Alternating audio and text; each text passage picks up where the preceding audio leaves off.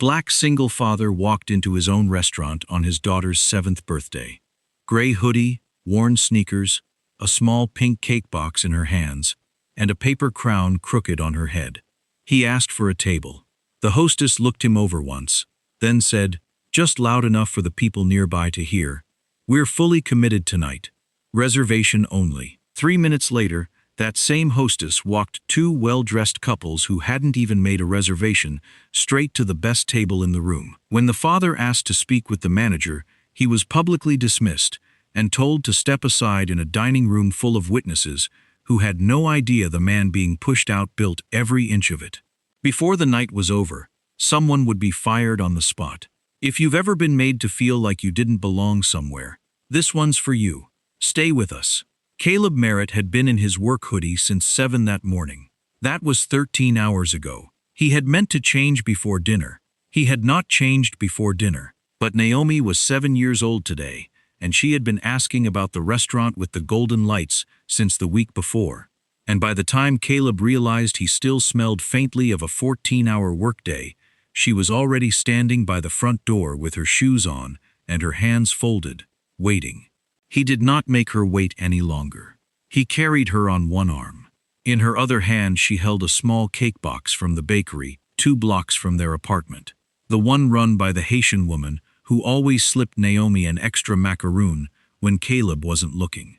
On her head sat a paper crown she had made herself at school, slightly lopsided, the letters spelling out "Birthday Queen" in purple marker.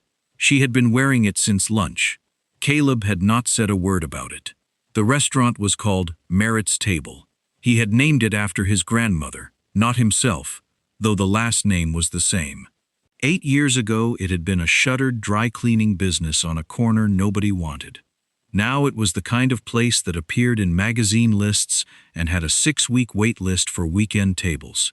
He had built that wait list himself, 1 plate at a time. He pushed through the front door. The host stand was staffed by a young woman with a sharp updo and a smile that arrived on cue. She had worked the floor for about 4 months. Caleb had hired her himself. She had never met him outside of his office, and on the 2 occasions she had seen him there, he had been in a suit. Tonight he was not in a suit. Her eyes moved across him in the time it takes to blink. The hoodie, the worn sneakers, the little girl. The cake box from somewhere that was clearly not the restaurant's own pastry kitchen. The smile stayed, but something behind it shifted. "Good evening," she said. "Do you have a reservation with us tonight?" "No," Caleb said. "Just looking for a table for 2. It's her birthday." He tilted his head toward Naomi, who looked up at the hostess with the full sincerity of a child who expected the world to be kind. The hostess glanced at her briefly, then back at Caleb. "I'm so sorry. We're fully committed this evening. Reservation only."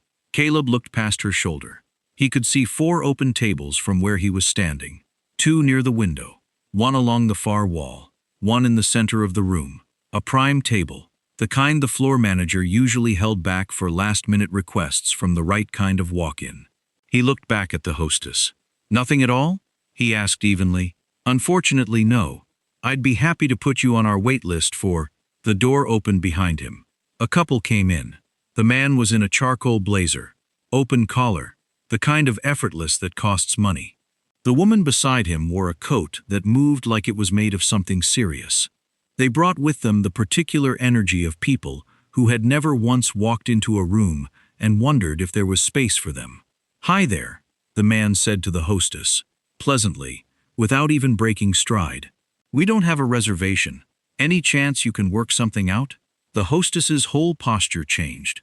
Not dramatically, not rudely, just the small, involuntary recalibration that happens when a person's body responds faster than their manners can catch up.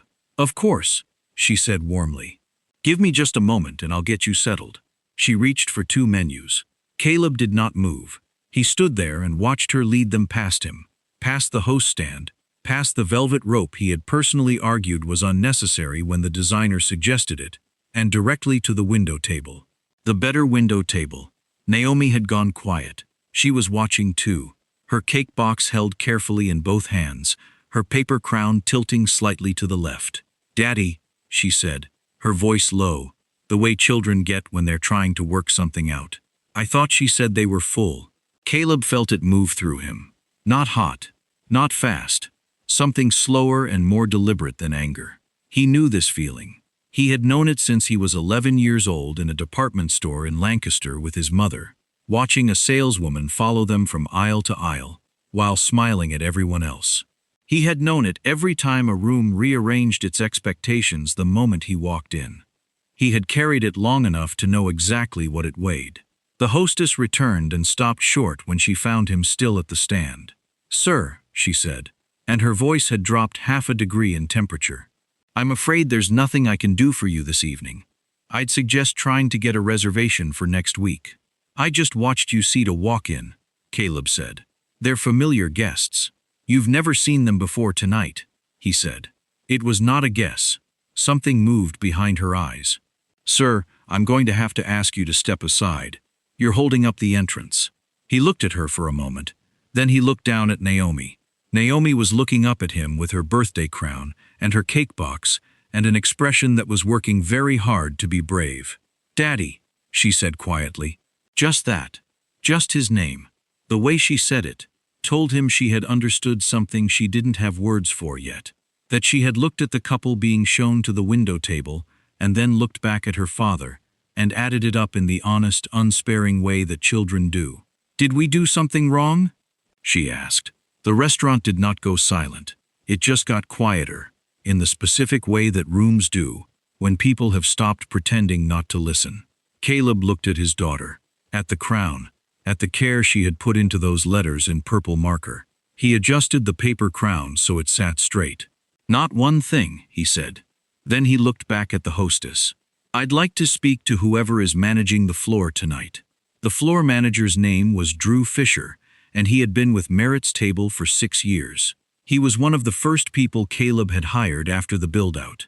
Back then, the restaurant hadn't even had a name yet, just exposed brick and new plumbing, and a kitchen that still smelled like fresh concrete. Drew had come in for the interview in a clip-on tie and shook Caleb's hand like he was trying to prove something. Caleb had liked him immediately. Had liked the hunger in him, the way he moved through the half-finished dining room like he was already imagining it full. He had promoted Drew twice in 6 years. Drew had never once met him outside of a professional context, and like the hostess, every time he had seen Caleb, Caleb had been wearing a suit. Drew came through the kitchen door with the careful composure of a man who had already been briefed on the situation and had formed a conclusion before reaching it. He was in his late 30s, well-built, wearing the floor manager's uniform with the small gold pin on the lapel that Caleb had designed himself. He looked at Caleb once, then looked at the hostess, then back at Caleb. His expression did what the hostesses had done. Not rude, not hostile, just a quiet tightening around the eyes that said he had assessed the situation and filed it under a category he thought he recognized. "Sir," Drew said, "I understand there's been some confusion about availability tonight." "No confusion," Caleb said. "I asked for a table. I was told there wasn't one. I watched walk-ins get seated while I was standing here. I'd like to understand that." Drew's jaw shifted slightly. "We use discretion when accommodating walk-in requests. Our regulars receive priority consideration." "They weren't regulars," Caleb said. A pause. "Our staff makes judgment calls," Drew said carefully. "I stand behind those calls." Caleb said nothing for a moment. He let the silence hold the way his father used to. The way Bernard Merritt would go quiet when he was deciding whether something was worth his words. His father had been a high school history teacher for 31 years. He had driven 40 minutes each way to a district that underpaid him and over-relied on him. And he had done it without complaint because he believed that what he was doing mattered, that the kids in those seats needed someone who would tell them the truth about the world they were inheriting. He had raised Caleb the same way, not with speeches, with examples, with the particular dignity of a man who refused to let the world's smallness make him small.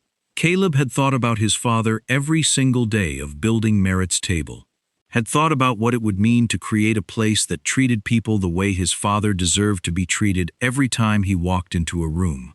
a place where the quality of your welcome was not determined before you opened your mouth.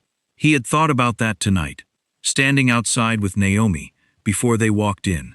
He had not expected to need to think about it inside. Naomi had stayed close to his side through the whole exchange with Drew. She was not the kind of child who fidgeted or performed.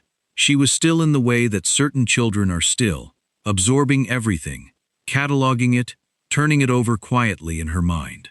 She had her mother's eyes, dark and direct, and right now they were moving between her father's face and Drew's, with the careful attention of someone trying to understand the rules of a game she hadn't been told she was playing. She was still holding the cake box with both hands. She had not put it down once since they walked in. Caleb looked at her, at the careful way she was holding that box, the slight tension in her small fingers, the way she had angled herself just slightly behind his arm, without fully hiding. She was trying not to be a problem. She had picked that up somewhere in the last 3 years, the instinct to make herself smaller when a room felt uncertain, and every time he noticed it in her, it landed in him like something physical. 3 years ago, her mother, Denise, had gone in for a routine procedure and had not come back out. An embolism. Unexpected, unsurvivable.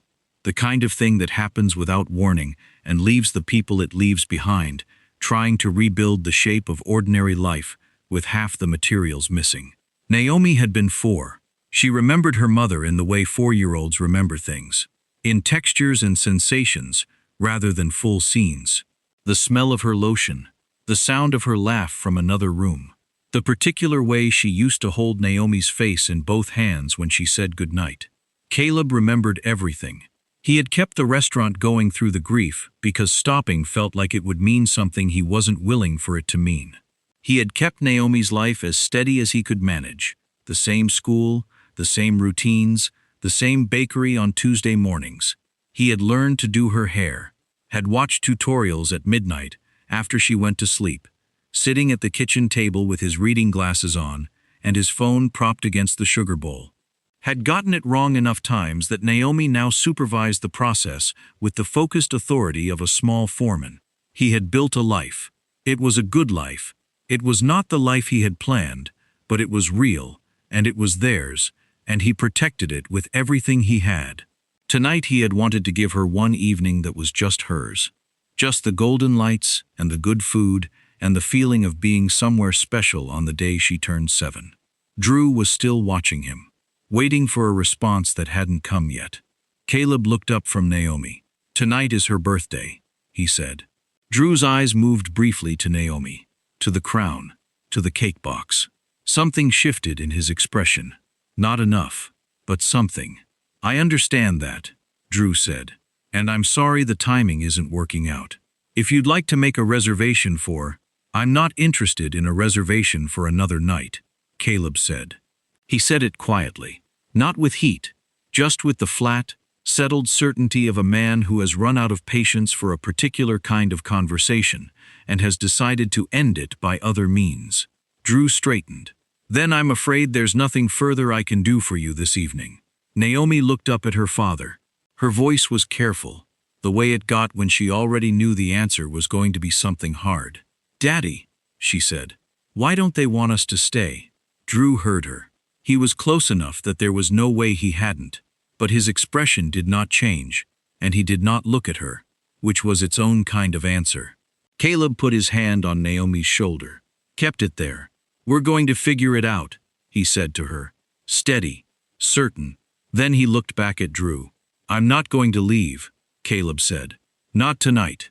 So however you want to handle that is up to you." Something moved across Drew's face. Not quite surprise. More like the recalculation of a man who had expected the situation to resolve itself by now and was realizing it would not. He excused himself with a short nod and walked back toward the kitchen. Caleb found a spot along the wall near the host stand, away from the entrance, and crouched down to Naomi's level. He straightened her crown again. It had tilted left for the 3rd time tonight. "You okay?" he asked. She considered the question seriously, the way she considered most things. "I'm okay," she said. "I just don't understand why." "I know," he said. "Is it because of how you're dressed?" He looked at her for a moment. Maybe, he said, because she was 7, and she deserved honesty more than she deserved a comfortable explanation that would fall apart the first time she tested it against the world. She looked down at the cake box, then back up at him. That's not a good reason. No, he said, it's not. He stood. The dining room had continued around them the whole time, soft jazz, candlelight, the low current of conversation from tables that had not looked up. But in the last few minutes, something had changed in the room's peripheral awareness. Not everyone was watching, but enough people were no longer entirely not watching. The couple at the table nearest the host stand had gone quieter than their food required. A woman dining alone by the far wall had her eyes down, but her attention up. The 2 men at the bar had angled themselves slightly without appearing to. A room knows when something is happening in it, even when it pretends otherwise. Drew came back through the kitchen door.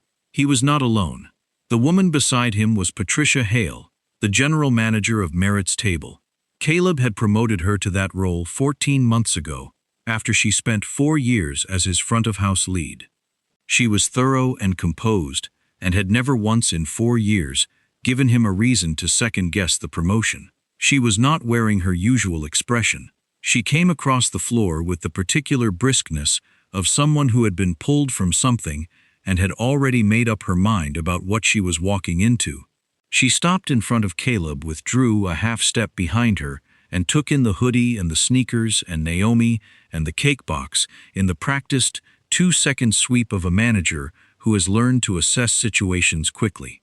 "Good evening," Patricia said. Her tone was measured. "Professional. I'm the general manager. Drew tells me you've had some difficulty with our availability tonight." "I asked for a table," Caleb said.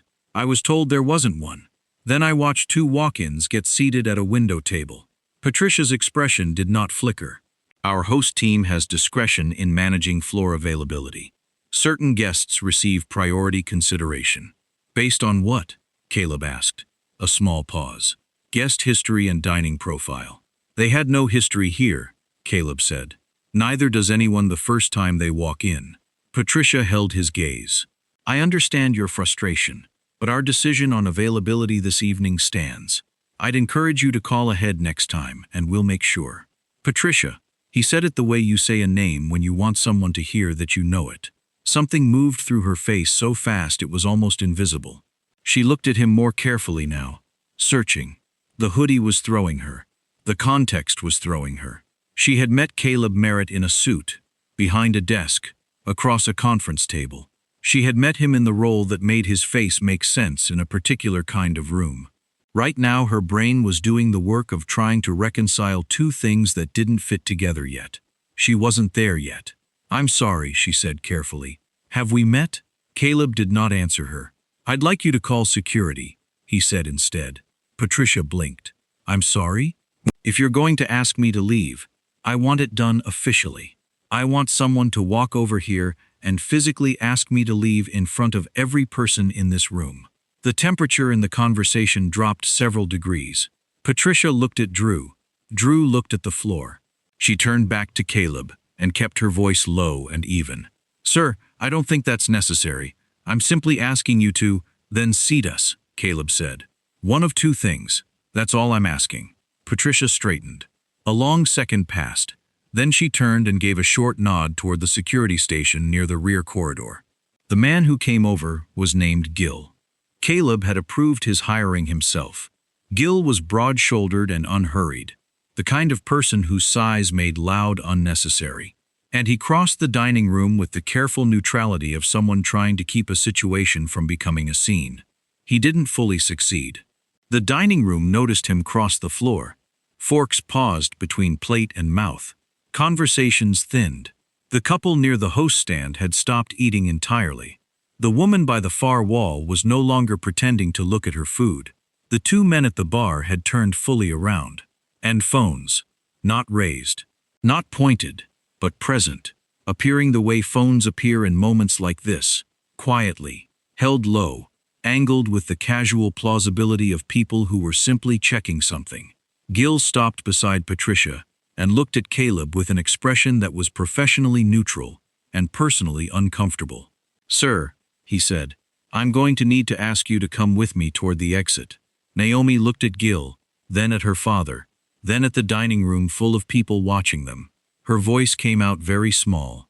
Daddy. She wasn't asking a question. She was just making sure he was still there. I'm right here, Caleb said. She reached up and took his hand. He felt her fingers wrap around two of his, the particular grip of a child who is trying to be brave, and is using you to do it.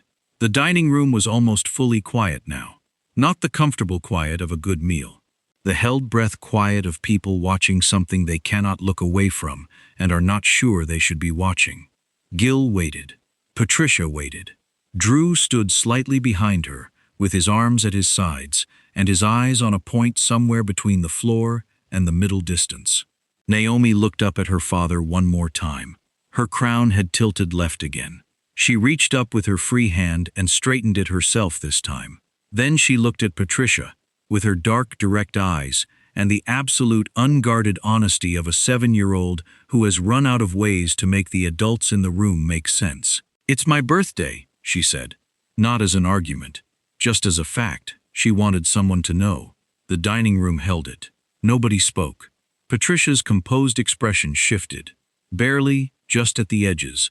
The way a wall shifts before anything visible happens to it. And then Naomi looked up at her father and asked the question that had been building since the moment they walked through the door. Daddy, she said quietly, why are we being treated like we don't belong here? The question stayed in the room. Nobody moved to fill it. Nobody at the surrounding tables reached for their wine or restarted their conversation. The jazz was still playing from the overhead speakers, something low and unhurried, and it was the only sound in the dining room for a full 3 seconds. Patricia opened her mouth, closed it. Gil had gone very still beside her. Caleb did not look at any of them. He looked at his daughter. At the crown she had straightened herself.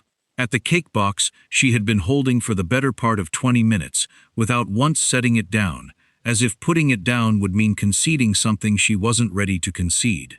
He crouched to her level. You belong everywhere you walk, he said. That has never changed, and it will never change. You understand me? She looked at him for a moment.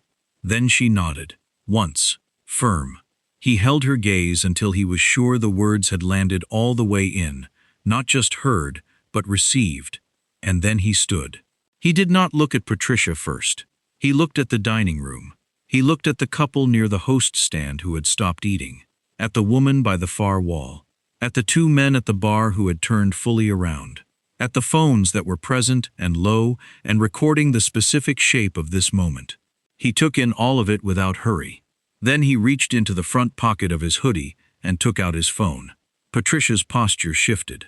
Sir, if you're planning to make a complaint call, I'd encourage you to step outside and... Caleb was not making a complaint call. He opened his contacts, strolled to a name, pressed call, and brought the phone to his ear. It rang twice. Caleb. The voice on the other end was alert despite the hour.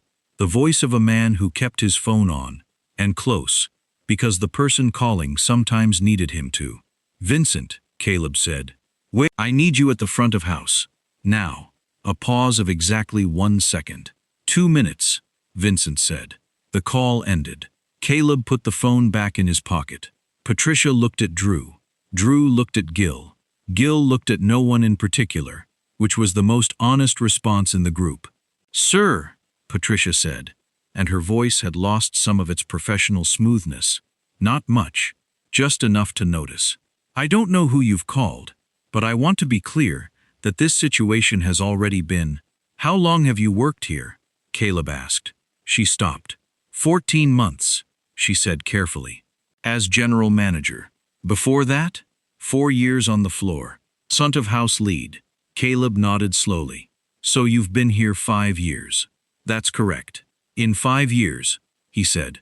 Has anyone ever told you what this restaurant is supposed to stand for? Patricia's eyes narrowed slightly, not with hostility. With the specific wariness of a person who has just realized the conversation has moved somewhere she doesn't have a map for. We have service standards, she said. Guest experience protocols. Training. That's not what I asked. Silence. What it's supposed to stand for. Caleb said again. Quiet. Unhurried. Not what the manual says, what it was built to mean. Nobody answered him. The dining room was holding its breath. A woman at a table near the window had her hand over her mouth. Not dramatically, just the unconscious gesture of someone watching something they feel and cannot fully explain yet. The kitchen door swung open. Vincent Reyes came through it, walking fast in the way that people walk when they have covered distance quickly without running.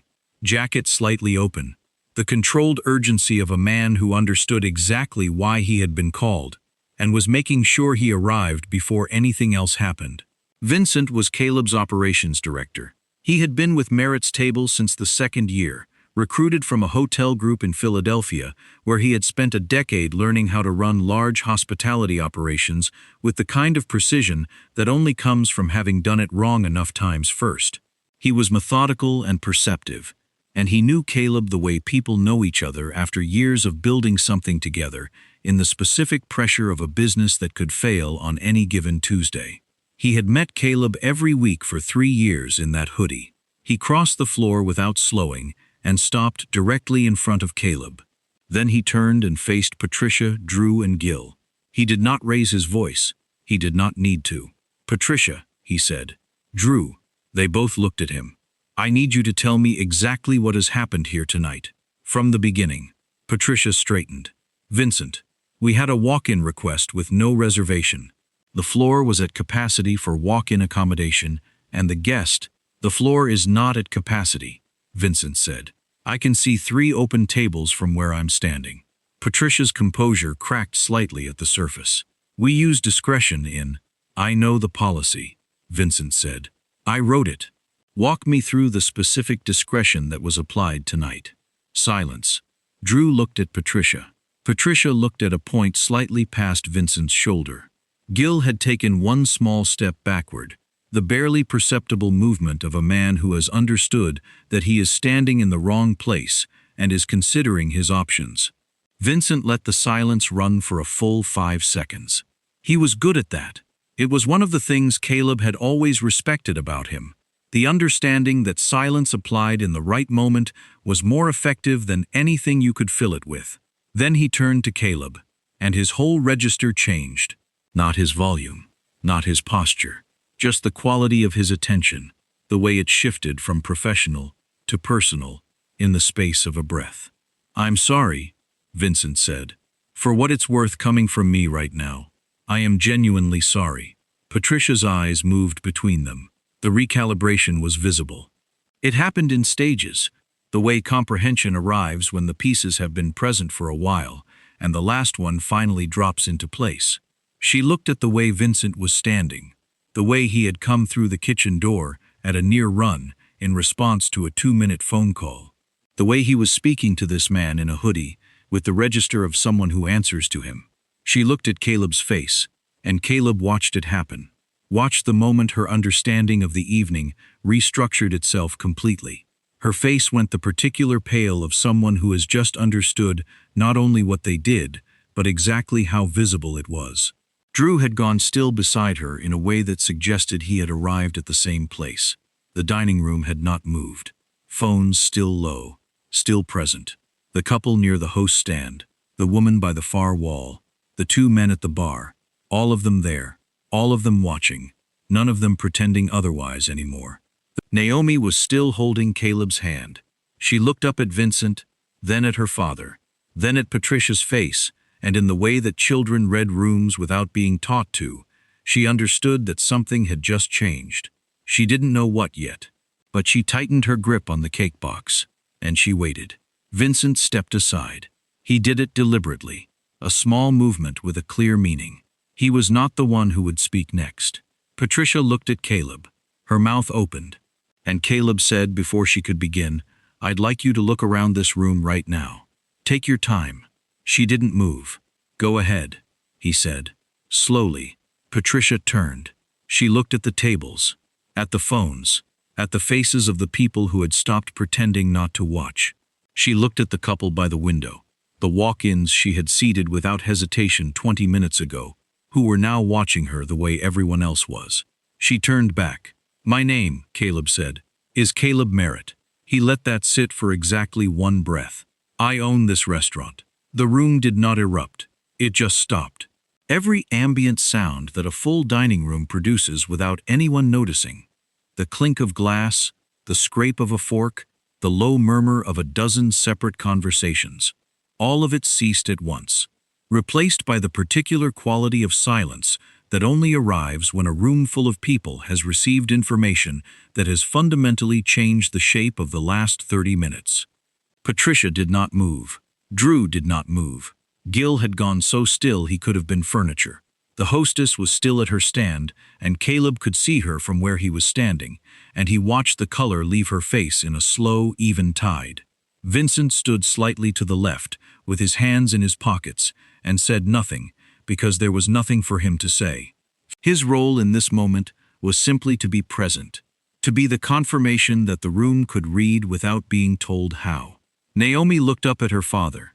She was processing it the way she processed most things, not with drama, but with the quiet thoroughness of a child who takes information seriously and wants to get it right. Like, she said slowly, "This is yours? All of it?" Caleb looked down at her. All of it. She looked at the dining room, at the candlelight and the high ceilings and the soft jazz and the tables full of people who were all, at this particular moment, looking back at her. Even the kitchen? Even the kitchen, she considered this. Even the cake they have on the menu? The one with the caramel? Despite everything, something moved in his chest that was almost a smile. Even that one. She looked back at Patricia, then at Drew, then at Gil. Then she looked at the cake box in her hands and back at her father with the expression of a child who has done the math and found the result deeply strange.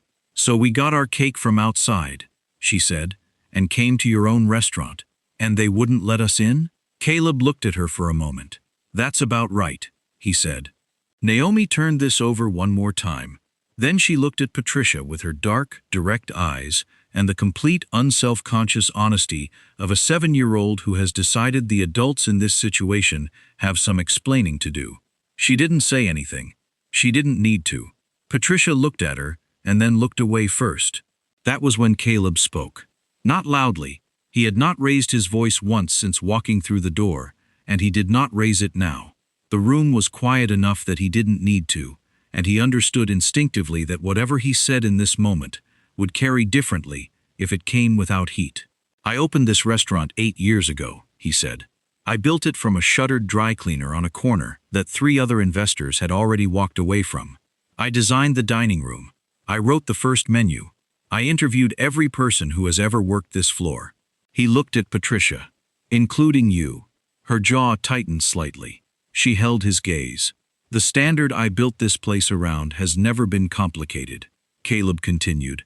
"Every person who walks through that door gets treated the same way, before they open their mouth, before you know their name, or their history, or what they do for a living. The welcome comes first. That's not a courtesy. That's the foundation." He paused. "Tonight you made a judgment. You looked at me, and you made a decision about who I was and what I was worth before I finished my first sentence. And then you applied that decision consistently, every step of the way, every time I gave you an opportunity to correct it." Patricia opened her mouth. Caleb continued. "And you did it in front of my daughter, on her birthday, while she held a cake she had carried in herself, because she wanted tonight to feel special." The room held that. The woman near the window had both hands in her lap now, fingers laced together. The 2 men at the bar had not looked away. The couple who had been seated without hesitation. The walk-ins in the blazer and the good coat. The man had leaned forward with his elbows on the table and his wine untouched. Patricia straightened her shoulders. It was not defiance. It was the last available posture of a person trying to hold themselves together in a moment that had dismantled most of their options. "Mr. Merritt," she said. Her voice was controlled but thinner than it had been. "I had no way of knowing who you were. The decision I made was based on—" "I know what it was based on," Caleb said. "Quiet, flat, without cruelty. That's what I'm telling you." Patricia stopped.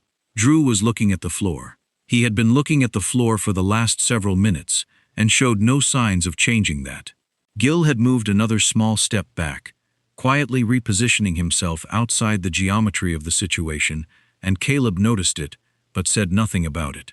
Gil was security. He had done what he was asked to do. That was a different conversation. Caleb looked at Drew.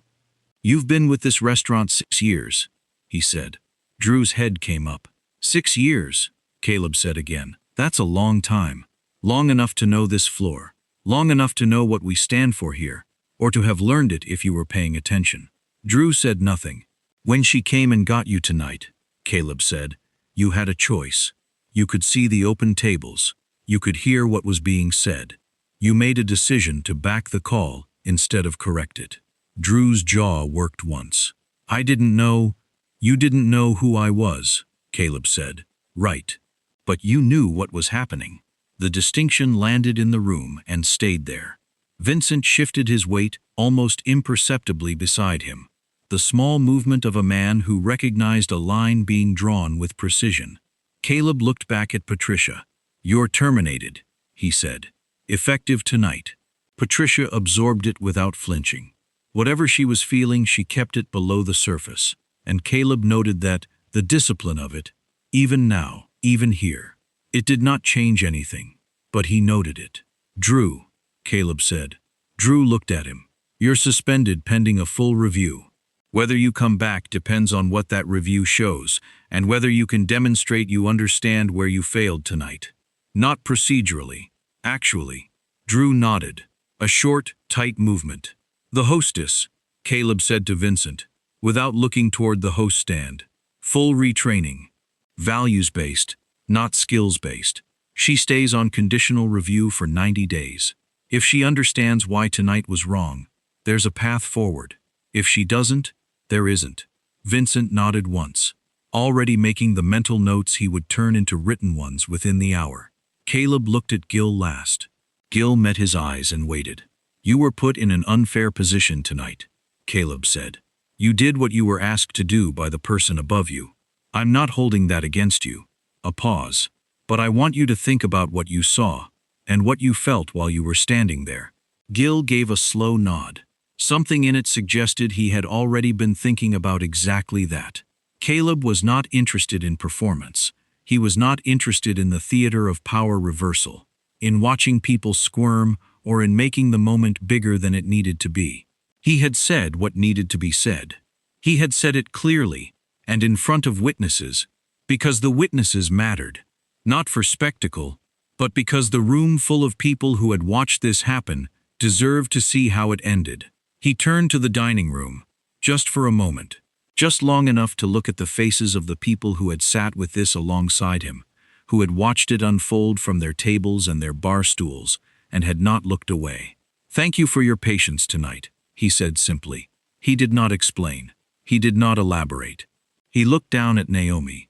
She was watching him with the quiet, settled attention of a child who had understood more of the last 40 minutes than most adults would have given her credit for. Her crown was straight. She had straightened it herself. "Superstar," he said softly. "I believe we have a table to get to." Her face, which had been holding so much for so long, finally let some of it go. "The window one?" she asked. Caleb looked at Vincent. Vincent was already moving. Vincent led them to the corner window table. Not the one the couple had been given. The better one. The one Caleb had argued with the interior designer about for 40 minutes during the build-out, because he had wanted it angled exactly right, positioned so that whoever sat there could see the full length of the dining room and the street beyond the glass at the same time. He had never actually sat at it himself. Naomi climbed into her chair and set the cake box in the center of the table with the careful deliberateness of someone completing a task they had been focused on for a long time. She straightened it so it was perfectly centered. Vincent signaled the kitchen quietly. Within minutes, a server named B, who had the instinct for reading a table that some people spent decades trying to develop, came over and handled Naomi with easy warmth. Naomi ordered the pasta with the brown butter. She asked if the caramel cake was good. B told her it was the best thing on the menu. Naomi considered this against the cake box in front of her. "Can I have both?" she asked. Bea looked at Caleb. Caleb nodded. "Both it is," Bea said. Caleb watched her for a moment. Then he became aware that Vincent was still standing at the edge of the table, with the expression of a man who has something to say and is waiting to be invited. "I want full floor protocol review by Monday," Caleb said quietly. "Every complaint, every report, from the last 2 years. I want to understand where the language we have is vague enough to give people cover for decisions, like the ones made tonight." Vincent nodded once. "Monday. There's something else," Vincent said before he stepped away. "This isn't the first complaint. We've had 3 in the last 8 months about inconsistent door treatment. I flagged it to Patricia twice. I should have pushed harder." Caleb looked at him steadily. "You're telling me now, because you deserve the full picture," Vincent said. He stepped back toward the floor. Caleb turned back to the table.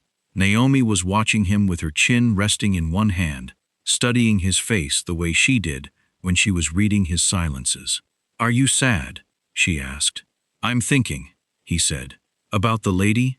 About a lot of things." She was quiet a moment, turning her fork over. Did she know it was wrong when she was doing it?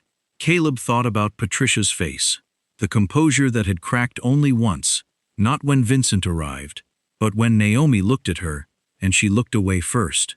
"I think she knew something was wrong," he said. "Whether she understood what it was, I'm not sure." "Is that worse?" "It's different," he said. "Both cause the same damage, but they need different things to change." Naomi was quiet. Then she said, "She made me feel like the cake box was embarrassing. We brought our own cake, and she looked at it like it was the wrong thing to have." Caleb went very still. "You weren't wrong," he said. "That cake box is one of the best things in this room right now." Naomi smiled. Small and real, the first full smile of the evening. The food arrived, and the table shifted into the quieter, warmer register of a meal, finally allowed to be what it was supposed to be. B came back with the caramel cake, a proper restaurant slice with a candle already lit, and set it beside the cake box from Miss Claudette's. Naomi looked at both with solemn concentration. "I don't have to choose. You don't have to choose," Caleb said. "That's the best birthday rule," she said. The dining room, gradually, had returned to itself. Conversations had restarted. The couple at the window table leaned back with the relaxed ease of people at the end of a good evening. "Daddy," she said, "this might be the best cake I've ever had." "Better than Miss Claudette's?" She looked between them, with the expression of someone being asked to choose between 2 things they love. "Different," she said diplomatically. Caleb smiled. A real one this time. By the time Naomi finished, the candle had burned down to a small pool of wax. She pushed the box toward him without a word, their established system, and he took a small piece. She was leaning back in her chair with the boneless quality of a well-fed child, nearing the edge of her evening, one foot swinging slowly beneath the table. "Daddy," she said, without turning from the window, "do you think the people who work here know that you built it? Some of them, the ones who've been here a while. But not the lady from tonight. No." She was quiet. "I think that's kind of sad, because she spent all that time here and didn't know the story of it. If she knew, maybe she would have acted different." Caleb looked at his daughter, 7 years old, and somehow she had arrived here with both the knowledge and the expectation still intact. The understanding that the world contained this, and the refusal to let it be the first thing she led with. "You might be right," he said. "I'm going to know the story of everything I'm part of," she said. Not a declaration, just a thing she had decided. "That's a good way to live," he said. Bia came by to clear the plates. Caleb asked for the check. Bia said it had been taken care of. He told her it hadn't, and asked her to bring it. Naomi had gone quiet in the heavy way that meant she was minutes from sleep. Her crown had slid fully to one side. He took it off carefully and folded it into his jacket pocket. "You're keeping it?" she asked, drowsy. "Of course. Daddy, this was a good birthday." "Yeah," he said. "It was. Even the bad part?" He thought about Patricia's face, about standing in the entrance of the restaurant he had built and being told there was no room for him. "Even the bad part," he said, "because you were there for it." "Okay," she said. She came around to his side and leaned against him, her full weight trusting him completely. He picked up the cake box. He was not leaving Miss Claudette's cake. At the door, Naomi stopped and looked back at the dining room one more time. "It's really pretty," she said. "Grandma Adeline would have liked it?" "She would have loved it," he said. "She would have rearranged all the tables and told everyone the portions were too small." Naomi laughed, bright and unguarded. "I would have liked her. She would have been crazy about you." He pushed through the door. The night air was cool and still. By the time they reached the car, she was most of the way gone. He buckled her in and sat for a moment before starting the engine, the restaurant glowing warm and golden behind him in the rearview mirror. 6 weeks later, Merritt's table opened on a Tuesday morning for a staff meeting that hadn't been on anyone's calendar the week before.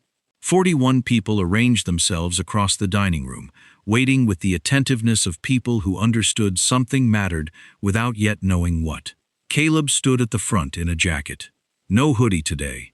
He had decided against it because he didn't want the message to be about clothing. 8 years ago, he said, I stood in an empty building that smelled like dry cleaning chemicals and made a decision about what this place was going to be. Not what it would serve, what it would be. He paused. 6 weeks ago, that principle failed. In this room, in front of my daughter, on her birthday. I want to talk about that directly, because the worst thing I could do is let it become a story we tell around the edges instead of something we stand in the middle of. The room was very quiet. What happened that night wasn't one bad decision by one person. It was a failure of culture, one that let someone make a judgment about a guest based on appearance and feel confident enough to act on it and defend it, in front of witnesses. He let that sit. There are people in this room who handled that evening with integrity, when integrity wasn't the easiest option. He looked at Bea. The way this restaurant is structured going forward will reflect that. Bea looked at her hands, then back up at him, steady. Every new team member now goes through values orientation before touching the floor. Not service standards. A conversation about what this place is for. And if anyone witnesses something on this floor that doesn't sit right, you come straight to me, not through the chain. He looked around the room one final time. This restaurant exists because my grandmother believed the way you make someone feel when they walk through your door is the first and most important thing you do. Not the last thing. Not the thing you earn once you've proven yourself. The first thing. That is not a standard we aspire to. It's the standard we operate from. Every shift, every table, every person who walks through that door. The room held it. Then, from the back, a young line cook started to clap. The room joined him. Caleb just nodded once and stepped back. The meeting ended, and the room moved into the ordinary, purposeful rhythm of a restaurant preparing to open. Caleb stayed until the first reservation of the day arrived. A woman in her 50s, tired in the way that builds over a long morning, a few minutes early for her table. Bea smiled at her. Not the recalibrated smile from 6 weeks ago. The real one. Perfect timing, Bea said. Let me take your coat. The woman's shoulders came down, the quiet release of someone who'd been braced for the world, and unexpectedly didn't need to be. Caleb watched Bea lead her to a table by the window. He took his jacket from the back of the chair and walked toward the door. He stopped with his hand on the glass and looked back at the dining room, at the warm light and the set tables, at the whole ordinary, living reality of a place trying to be what it had always been meant to be. He thought about standing in this same entrance 6 weeks ago in his hoodie, with Naomi on his arm and the paper crown that said Birthday Queen in purple marker. He pushed through the door into the cool morning light. In his jacket pocket, folded along its original creases, was that crown. The letters a little uneven, where a 7-year-old hand had pressed down too hard on the pen. He hadn't taken it out since the night he put it in. A little girl in a paper crown, carrying a cake box into a restaurant her father built, expecting to be welcome. She had been right to expect it. That was the whole point. That had always been the whole point. If this story stayed with you, you already know why we tell them. The quiet humiliations, the dignity that holds anyway. The children watching their parents decide who they're going to be under pressure. Leave it in the comments. Tell us which moment got you. Subscribe if you want more stories like this one. We put one out every week. Share this with someone who needs to hear that dignity holds, that the crown stays on.